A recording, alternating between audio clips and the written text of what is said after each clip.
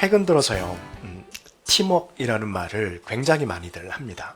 그래서 팀워크가 좋은 팀, 그다음에 팀워크가 좋지 않은 팀, 이렇게 이야기를 하는데, 팀워크가 요즘에 굉장히 중요한 것 같습니다. 왜냐하면 한 가지 일을, 어떤 프로젝트를 추진할 때 한 사람의 능력으로 그 일을 추진하기가, 또 그 프로젝트를 완성해 내는 것이 현대에 들어서는 굉장히 어렵기 때문입니다. 그래서 다양한 사람들이 모여서 다양한 분야에 대해서 고민하고, 또 그 다양한 분야를 경험을 가지고 그 프로젝트에 참여해 가지고 그 프로젝트를 완성해 내죠. 그래서 예전에 한 20, 30년 전에 했던 일들과 지금 했던 일들이 똑같다고 하지만 그 완성도는 확연히 다른 것을 볼 수 있습니다. 왜냐하면 혼자 하면 한계가 있다는 거죠.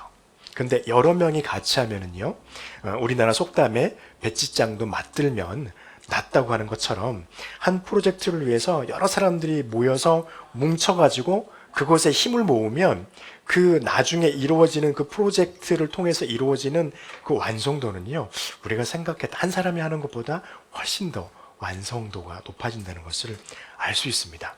이와 같이요, 교회도 똑같다는 겁니다. 교회에도 바로 이런 모습이 분명히 존재해야 한다는 것입니다. 그래서 오늘 이 말씀, 에베소서 4장 1절부터 16절의 말씀을 통해서 함께 하나가 되어서 성장해가는 교회에 대해서 같이 이야기를 나눠보고자 합니다. 교회는요, 함께하는 곳입니다. 혼자서 하거나 아니면 어떤 무리들만 하는 곳이 아니라는 것입니다. 우리가 함께 해야 할 일은, 교회가 함께 해야 되는데, 함께 해야 할 일은요, 하나님께서 하나 되게 하신 일을 함께 해야 됩니다. 그래서 오늘 1절부터 6절의 말씀에 보니까 하나님도 한 분이시고 몸도 하나이고 성령도 하나이고 우리에게 주신 믿음도 하나요, 또 세례도 하나라고, 하나라는 말을 사도 바울을 통해서 하나님이 계속해서 반복하십니다.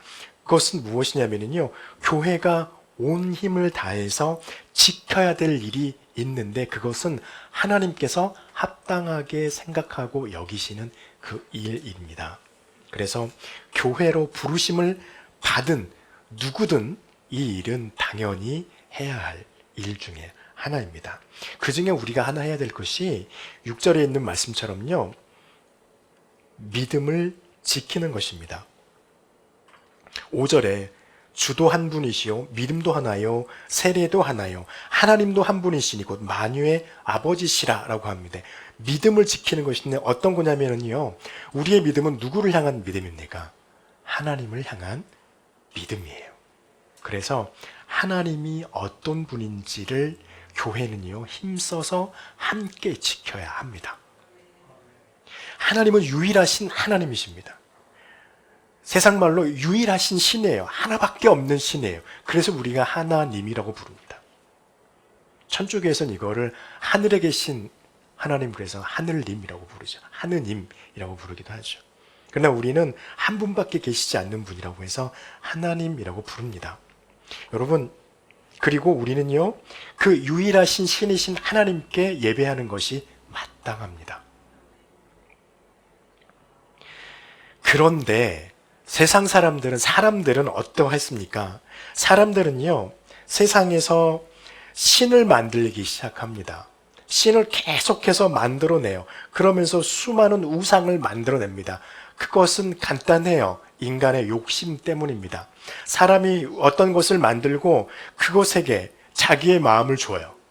자기의 의지를 줘요. 그리고 그것에게 기도합니다. 내가 너에게 간절히 기도하니까 내 소망을 이루어주라고 기도해요. 그러다가 어느 순간 사람들이 자기가 만들어 놓은 어떤 그 모양과 어떤 것들에, 어떤 것이라고 해야 되겠죠, 어떤 곳에 사람들이 모여서 거기에 기도하기 시작합니다. 그 사람처럼 똑같이 마음을 주고 생각을 주고 자신의 어떤 모든 것을 다 주고 간절히 매달리기 시작합니다. 그리고 사람들이 막 모여들기 시작해요. 그러면 그때부터는 그것은 정치적으로 바뀌게 됩니다.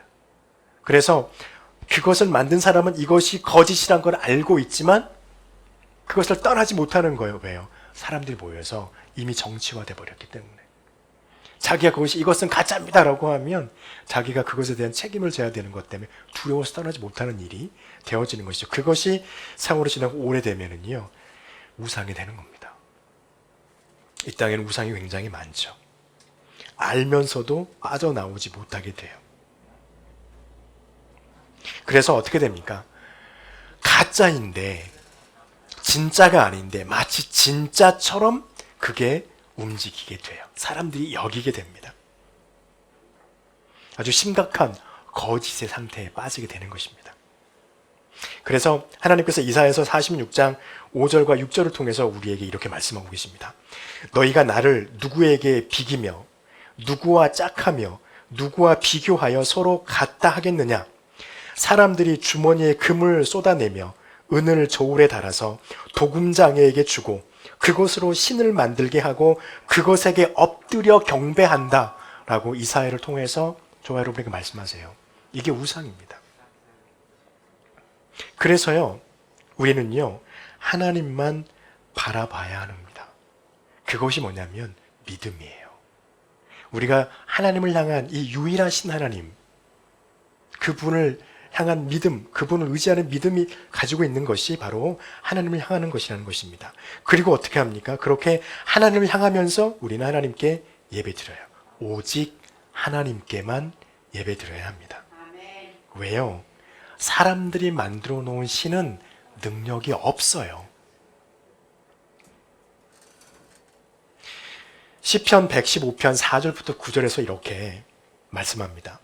그들의 우상은 은과 금이요 사람이 손으로 만든 것이라 입이 있어도 말하지 못하며 눈이 있어도 보지 못하며 귀가 있어도 듣지 못하고 코가 있어도 냄새 맡지 못하며 손이 있어도 만지지 못하며 발이 있어도 걷지 못하며 목구멍이 있어도 작은 소리조차 내지 못하느니라. 우상들을 만드는 자들과 그것을 의지하는 자들이 다 그와 같으리로다. 이스라엘아, 여호와를 의지하라.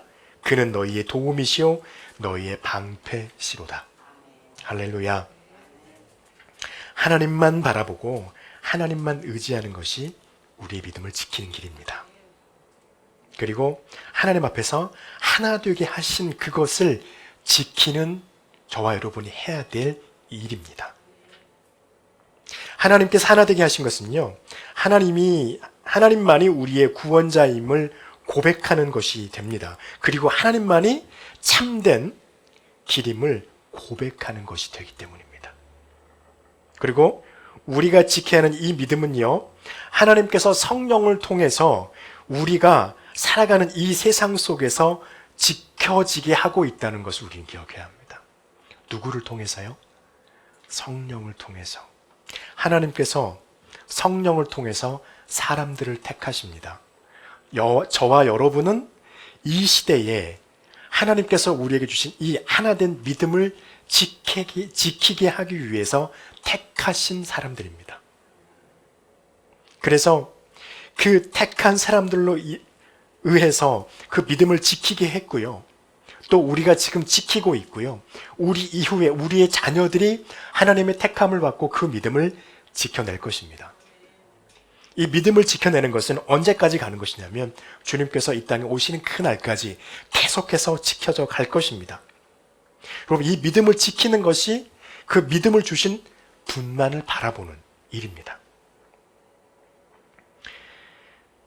이 믿음은요, 예수 그리스도로 성육신 하셔서 오신 그 하나님을 우리가 믿고 그 하나님께서 우리에게 믿을 수 있는 길을 열어주신 것임을 고백하는 고백입니다. 그렇죠? 이 믿음을 지켜내고 있다면 그렇게 할 수 있게 되어지고요. 우리가 예수 그리스도를 본받으려고 노력하는 것이 되는 거예요. 세상은 저와 여러분의 믿음을 꺾고 흔들어버리고 없애려고 노력합니다. 악한 세력은요. 그러나 하나님은 성령을 보내셔서 저와 여러분을 통하여서 말씀하시면서 그 믿음을 지켜내라고 말씀하세요. 이것을 우리가 끊임없이 하나님 앞에서 노력하고 이 믿음을 지키려고 할 때 우리는 예수 그리스도를 본받는 자가 됩니다. 세상은 우리의 의지를 흐트려버리려고 하지만 하나님은 하나님의 말씀을 통해서 저와 여러분의 믿음을 지키려고 하는 우리의 마음과 의지를 굳건하게 세우십니다. 그래서 우리는 무엇을 해야 합니까? 하나님의 말씀을 항상 묵상해야 합니다. 그리고 하나님의 말씀을 정기적으로 읽어야 돼요. 이해되지 않더라도 읽으시기 바래요. 그러면요, 하나님께서 우리 안에서 내가 어떻게 하는 것이 하나님께서 나를 기뻐하는 사람으로 만드시는지를 말씀을 통해서 하나님께서 깨닫게 하십니다. 그리고 성령을 통해서 그 삶을 유지할 수 있도록 만드십니다. 그리고 우리가 노력할 수 있도록 우리를 격려하실 것입니다. 그래서 하나님께서 말씀을 통해서 저와 여러분의 마음을 하나님의 말씀으로 새롭게 하고 하나님의 것과 세상의 것을 분별하게 하실 거예요. 그래서 어떤 것이 거짓된 영인지, 어떤 것이 진리에 하나님께서 우리로 하여금 깨닫게 하시는 영인지를 우리가 알게 합니다. 사도 바울은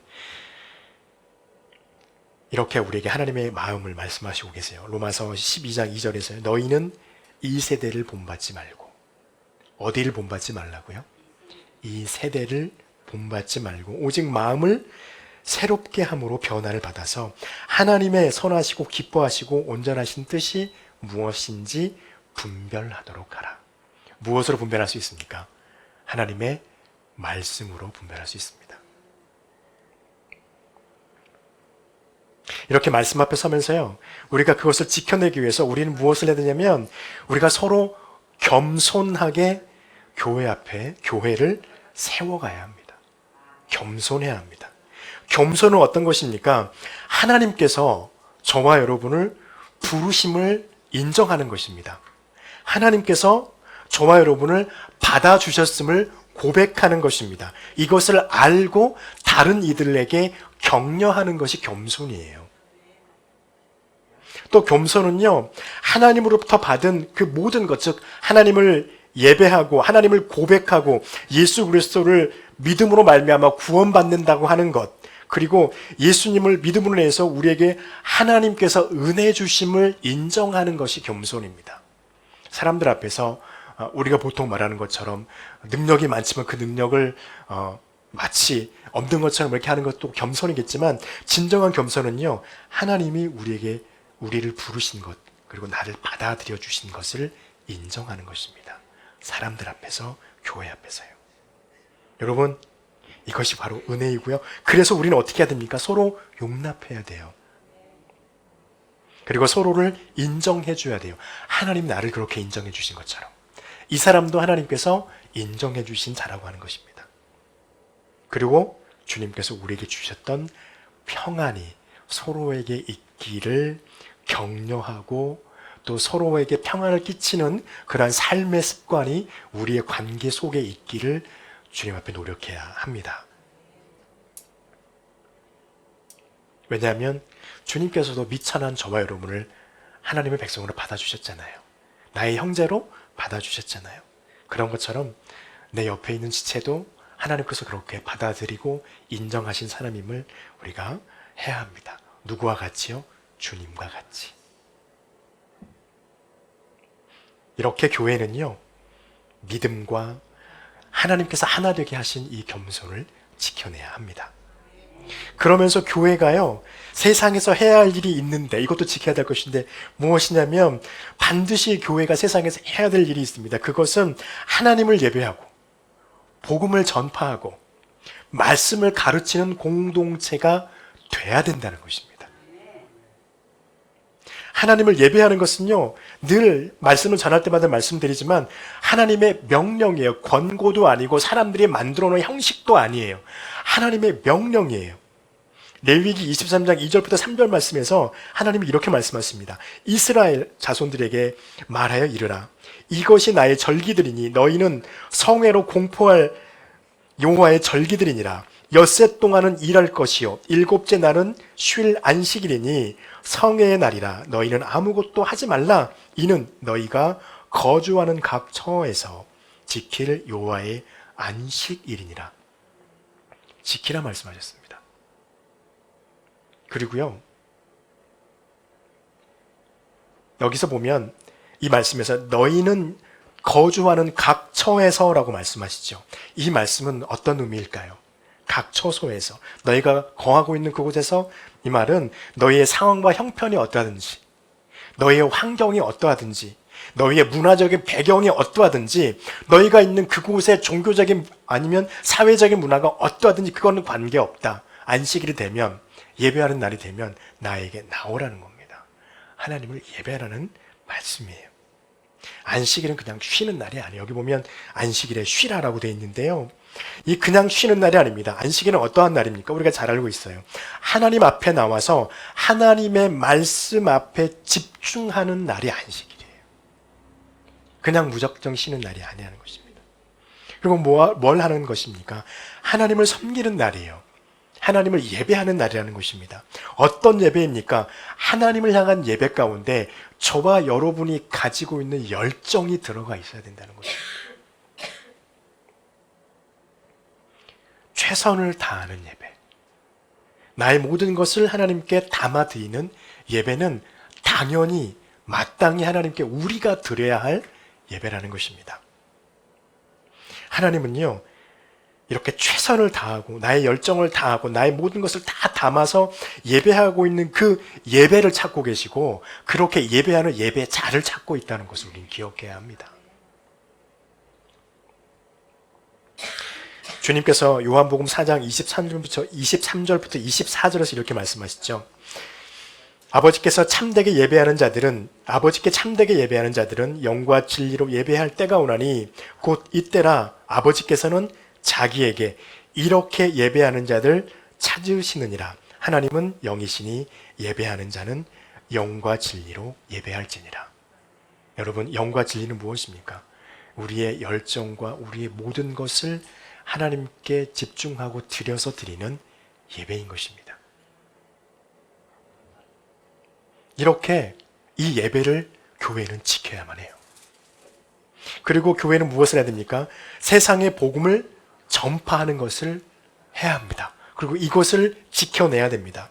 하나님께서 우리에게 주신 명령이에요. 주님께서 하늘 위로 올라가시면서 제자들에게, 교회에게 하셨던 명령입니다. 복음을 전파하는 것은요, 굉장히 많은 방법들이 있을 수 있습니다. 엄청나게 많은 방법이 있습니다. 사람마다 각기 다양한 방법이 있습니다. 그러나 중요한 것은요, 내게 주신 분량대로 하나님의 말씀을 전해야 한다는 것입니다.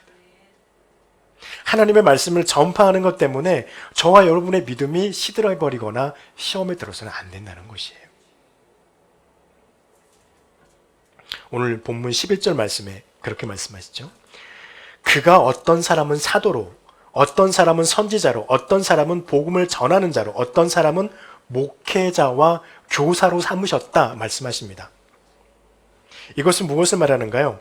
하나님 앞에서 복음을 전파하기 위해서 각각 그 사람의 분량대로 부르심을 받았다는 겁니다. 이 사역을 잘 감당하는 것이 그리스도의 몸된 교회를 바르게 세워가고 그리스도의 몸된 교회를 잘 지켜내는 이 일을 하는 것입니다. 이들에게 공통점이 있습니다. 공통점은 뭐냐면요, 복음을 가지고 살아가야 한다는 것입니다. 세상 속에서. 또 한 가지는요, 하나님의 복음을 전해야 한다는 것입니다. 그들에게도 가장 좋은 방법을 하나님이 이미 주셨다는 것입니다.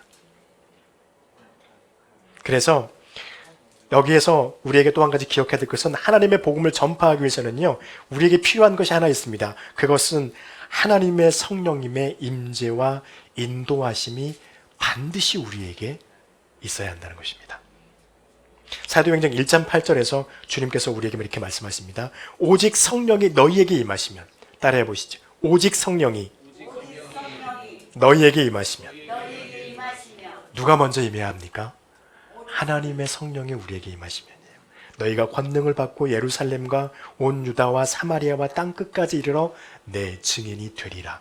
증인이 되기 위해서는 하나님의 성령이 저와 여러분 가운데 임재하셔야 합니다. 그리고요, 교회가 또 지켜야 할 것은 무엇이냐면 하나님의 말씀을 가르쳐야 됩니다. 세상이 하나님의 말씀을 알 수 있는 이유는요. 지금 우리나라만 하더라도 세상의 사람들이 조금 명성이 있다, 유명하다는 사람들도요. 하나님의 말씀을 종종 인용합니다. 그렇게 인용할 수 있는 이유는 뭐가일까요? 교회가 성도들에게 하나님의 말씀을 잘 가르쳐 왔다는 것입니다. 믿음의 공동체는요, 하나님의 말씀을 당연히, 하나님의 말씀에 대한 가르침을 당연히 받아야 합니다. 그래서 교회는 항상 하나님의 말씀을 주야로 항상 묵상하라고 권면하지요. 또 하나님의 말씀을 주기적으로 읽을 것을 권면합니다. 그리고 하나님의 말씀을 집중적으로 가르침을 받고 공부할 것을 권면합니다. 그러나 중요한 게 있습니다. 교회는 권면하지만 하나님의 말씀을 알고 깨우침을 받고 가르침을 받아야 될 성도들이 말씀에 참여하지 않으면 아무 소용이 없습니다. 여러분이 하나님의 말씀에 가르치는 것에 대해서 참여하셔야 됩니다. 왜요? 그렇게 해야지만이 여러분이 가지고 있는 하나님께서 그렇게 어렵고 귀한 값을 치러서 주신 구원이 흔들리지 않기 때문이에요. 안 그러면 구원이 흔들려요. 여러분, 저와 여러분이 하나님 앞에서 정말 한 가지만 딱 골라서 딱 한 가지의 소원만 말한다면 무엇을 나에게 구하겠느냐라고 하면 여러분 무엇을 구하시겠습니까? 아마 대부분의 사람들은요, 딱 한 가지야 그러면 나를 하나님의 나라에 들어가게 해주세요를 고를 거예요. 한 가지니까. 재물을 구하겠습니까? 건강을 구하겠습니까? 내 자녀들이 잘 되는 것을 구하겠습니까? 일단 내가 하나님의 나라에 들어가야지. 그렇잖아요. 그래서 그것을 구할 거예요. 그러기 위해서는요, 우리가 무엇을 해야 되는 거예요? 하나님의 말씀 앞에 바로 서야 됩니다.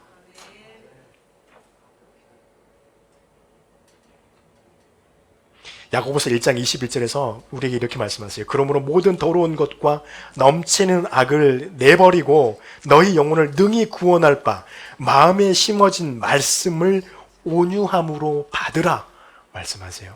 왜요? 그래야 저와 여러분이 하나님께로부터 받은 그 믿음이 흔들리지 않기 때문입니다.